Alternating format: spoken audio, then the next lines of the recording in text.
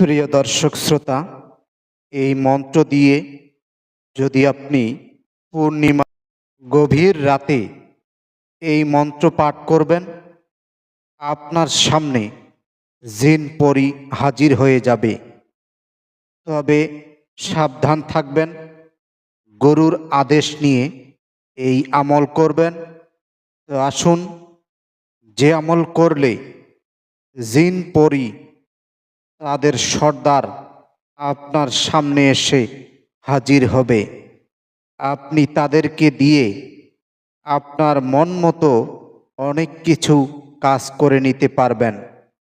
তবে সাবধান থাকবেন, কখনো তাদেরকে বিরক্ত করবেন না।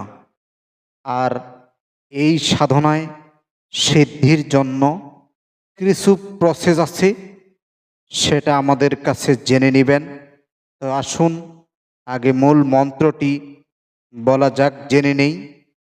সেটি হচ্ছে ওয়ামা খালাকতুল জিন্নি ওয়াল ইনস মাহালান মাহালা নাসারান নাসারা। হাজির হও, হাজির হও, হাজির হও। এই এসএমটি 1001 বার পাঠ করবেন। দেখবেন একটি সামনে আয়না নেবেন, এই আয়নার মাধ্যমে আপনি জিনের সর্দার এবং সুন্দর সুন্দর পরীগুলা আপনার সামনে চলে আসবে। তাদেরকে সম্মানের সহিত কথা বলবেন।